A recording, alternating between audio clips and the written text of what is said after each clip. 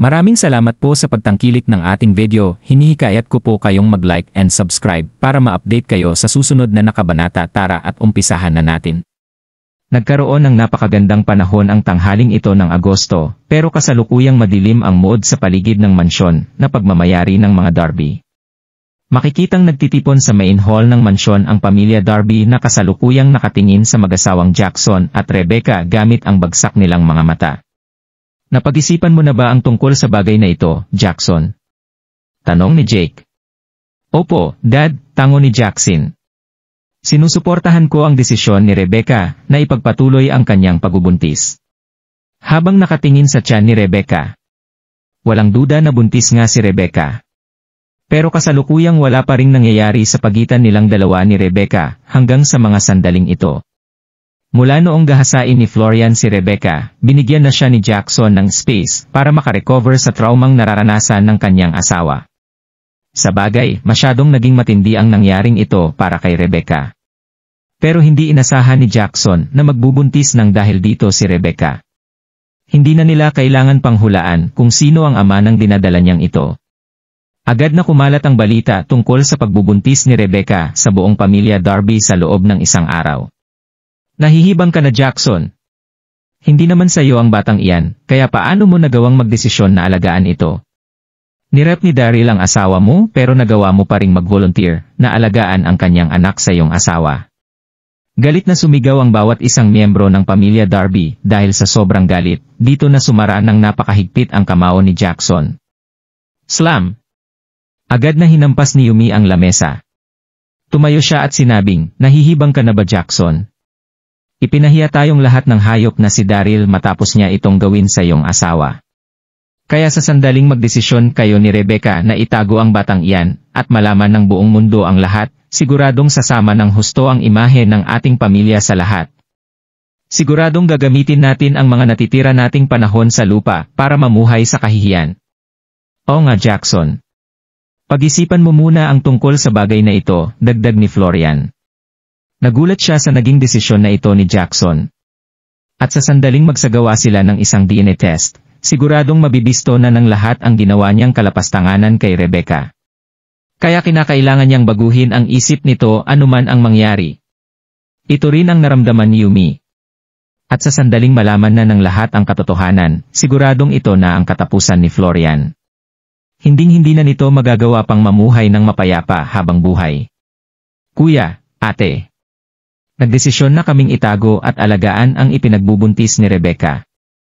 Kaya huwag niyo nang subukan pa na baguhin ang aming isip. Piling ni Jackson sa kanyang ulo. Rebecca. Wala na sa sarili ang asawa mong si Jackson, kaya paano mo nagawang sumangayon sa gusto niya?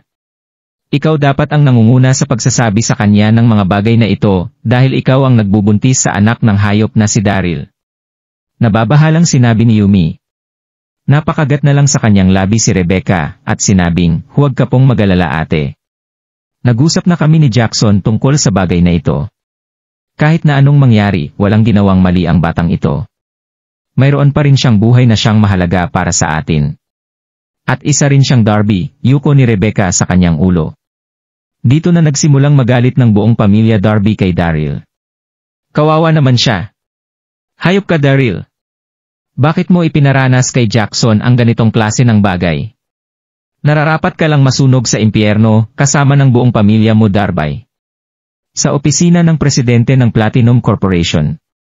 Inutusan ni Daryl si Pearl na mag-register ng isang bagong real estate company. Nagawa niya na rin itong pangalanan bilang Windon Real Estate. Kahit na hindi ito ganoon kaelegante, madali naman itong maaalala ng lahat. Habang paalis si Pearl, hindi na makapaghintay pa si Daryl. Agad niya nilabas ang sinaunang espada na kanyang nabili sa pinsan ni Felix. Kahit isa lang itong bagay na kanyang nabili sa tabi-tabi, maganda pa rin ang kanyang naging pakiramdam dito. Masyado nang kinakalawang ang blade ng espadang ito, kaya kinakailangan na nitong malinis sa lalong madaling panahon.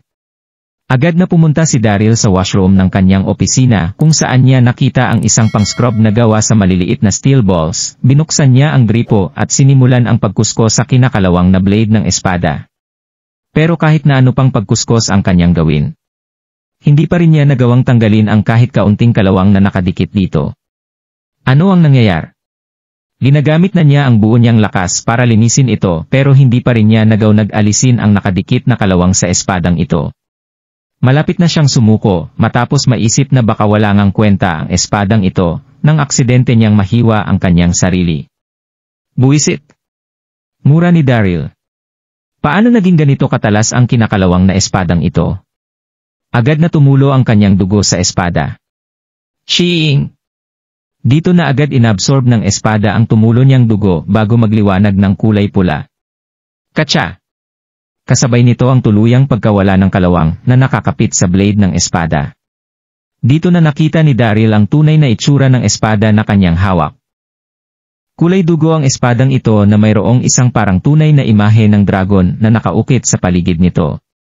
Mayroon din itong 3 talampakan at 2 pulgadang haba. Makikita ring nakaukit sa isang banda ng blade nito ang mga salitang Blood Drinking Sword.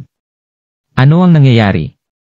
Hindi na nakapag-react si Daryl nang marinig niya ang isang misteryosong boses na pumasok sa kanyang isipan. Kinilala na ng Blood Drinking Sword ang kanyang master. Ang kasalukuyan nitong level ay nasa level 1 ng category Red. Grabe! Mayroon na ring kani-kanilang mga level ang mga sandata ngayon. Mukhang malakas na siguro ang level 1 ng category Red. Nasasabik na inisip ni Daryl. Agad niyang kinuha ang kanyang cellphone at dinyal si Megan. Si Megan ay isang senior sister sa sekta ng IMI. Kaya siguradong mas marami na itong kaalaman kaysa sa kanya. Nang kumonekta ang tawag, agad na nagtanong si Daryl ng, Officer Castello, mayroon din po bang mga level ang iba't ibang mga sandata? Ilang araw na silang hindi nagkakausap pero ito ang unang tanong na itinanong ni Daryl kay Megan. Tumango si Megan ng, "Oh, mayroon itong mga level." At agad na nagtanong ng nakakuha ka ba ng isa sa mga ito? Isang espada, tawa ni Daryl. Kakukuha-kuha ko lang dito. Naramdaman ko lang nakakaiba ang nangyari sa akin, kaya agad kitang tinawagan para humingi ng advice. Paano nga ba ikinakategorize ang mga level ng sandata? At bakit ko naman sasabihin sa iyo? Tumatawang sinabi ni Megan. At dito na sinabi ni Megan na sasabihin ko lang ito sa iyo sa sandaling tawagin mo ako bilang mabuti mong ate. Napakamapaghiganti ng babaeng ito.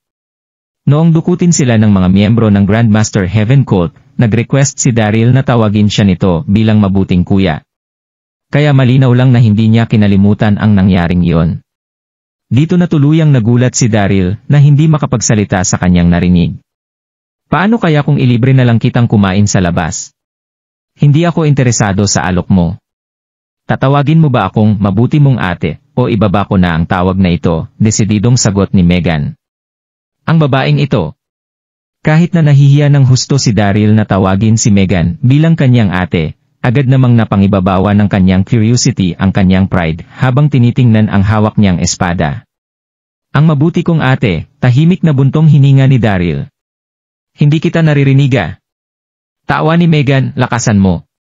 Mabuti kong ate. Sigaw nang nagpapatalong si Daryl. Ayan, okay na. Ngayong nakikita ko namang sincere ka sa sinabi mo, sasabihin ko na sa iyo ang tungkol dito. Nakakategorize ang sandata ng isang cultivator sa 7 mga kategorya na ibinas sa mga kulay ng isang bahaghari.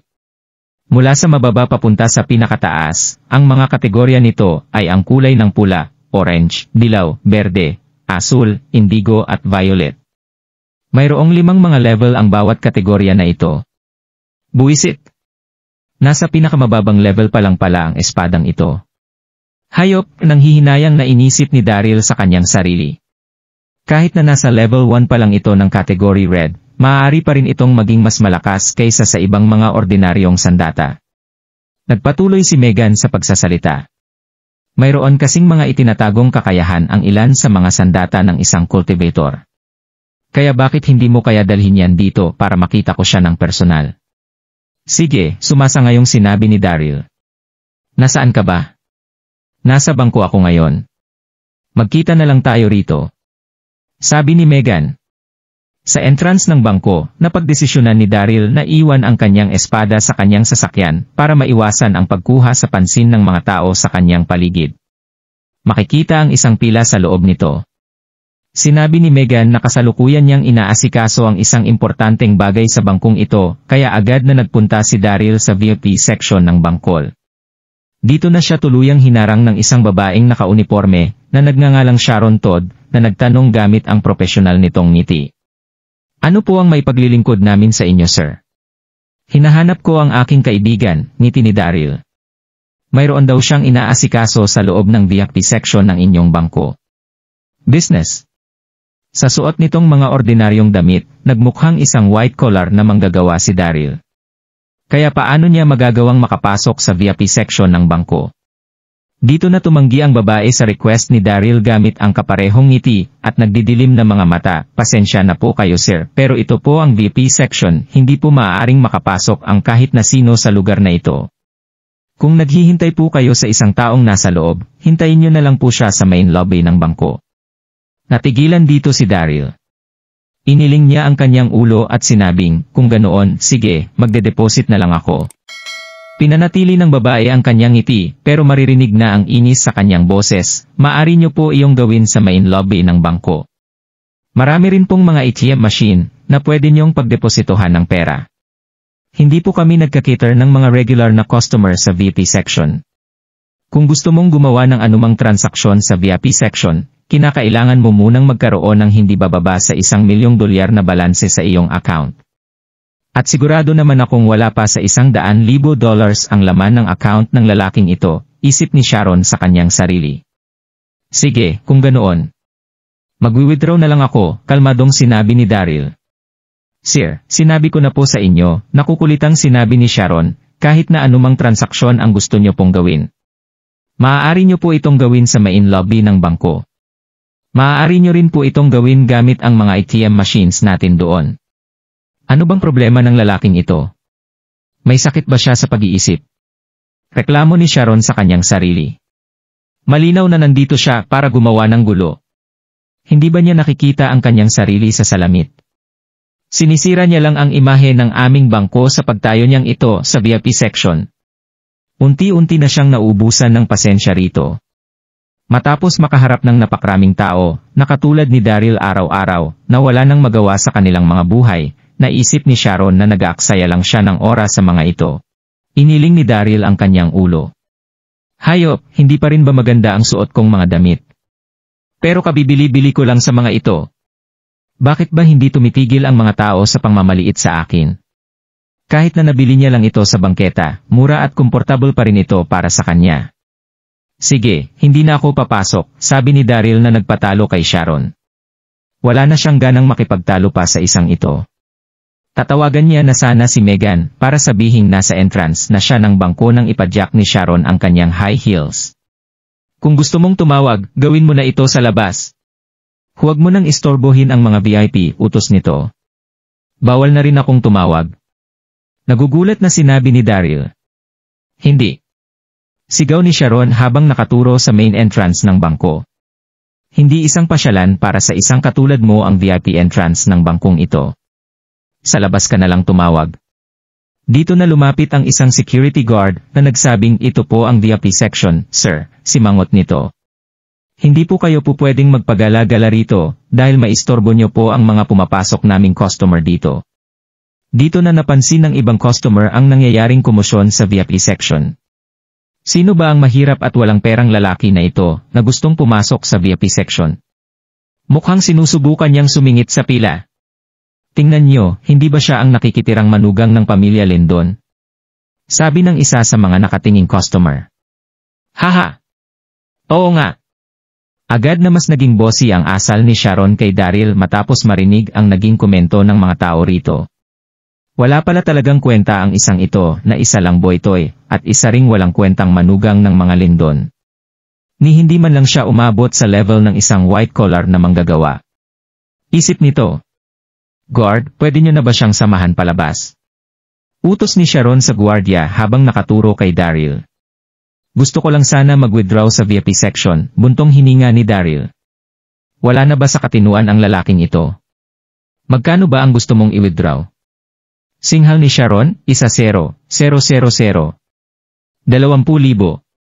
Hanggang $50,000 kada araw ang pupwede mong i-withdraw sa main lobby. Sigurado naman akong sapatan na ito para sa iyo.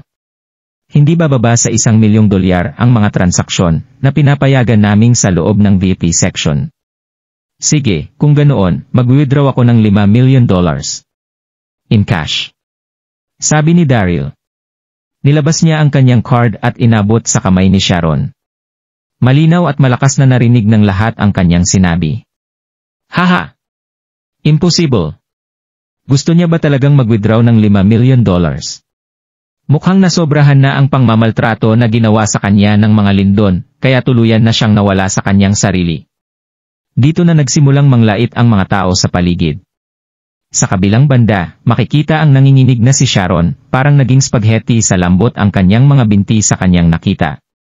Ang card na inabot sa kanya, ay isang black card ng Amethyst Bank. Sa mga sandaling ito lumabas ang manager ng bangko na si Lee. Tumingin siya sa hawak na card ni Sharon, at nakaramdam ng matinding takot sa kanyang katawan. Isa itong black card. 3 mga black card lang ang inisyu ng Amethyst Bank sa buong Donghai City. Sir, ako po ang manager ng bangkong ito. Hayaan niyo pong ako na ang umasikaso sa request niyo. Magalang nangiti ng manager. Dito na nalito ang lahat. Bakit naging ganito kagalang ang manager ng bangko kay Daryl? Wala silang kaalam-alam sa kung ano ba talaga ang black card ng Amethyst Bank. Siguradong siya nga ang manager ng bangkong ito, masyadong mataas ang kanyaing EQ. Mahusay niyang nahahandle ang mga ganitong klase ng sitwasyon, isip ng mga tao sa paligid. Kinuha ni Lee ang card mula sa mga nanginginig na kamay ni Sharon. Ang pinaka-exclusive na card na kanyang nakita ay isang platinum card. Hindi pa siya nakakakita ng black card, kahit na kailan. Hindi nila maaaring bastusin ang taong ito, maging ang head ng main branch, ay walang karapatan para bastusin ang isang kagaya ni Daryl. Tumitig si Lee kay Sharon na nagpahiwatig na umatras ito ng isang hakbang. Natigilan sa kanyang nakita si Sharon at nanginig sa sobrang takot. Siguradong ito na ang katapusan niya matapos bastusin ang isang customer na nagmamayari ng isang black card. Hindi mo na kailangan pang asikasuhin ito. Gusto ko lang mag-withdraw ng pera. Ipagawa mo na lang ito sa kanya. Sagot ni Daryl habang nakatingin kay Sharon. Tumango rito si Lee. Sumimangot siya kay Sharon at nagutos ng, ano pang itinatayo-tayo mo riyan? Dalian mo. Agad itong sinunod ni Sharon at mabilis na tumakbo papunta sa counter. Umupo si Daryl sa sofa habang mabilis na binibigyan ni Lee ng isang tasa ng tsaa. Masyadong kagulat-gulat ang pagbabago na ito sa takbo ng mga pangyayari. Natigilan sa kanilang nakita ang mga tao sa kanilang paligid. Hindi naman ito pinansin ni Daryl na uminon sa kanyang tsaa.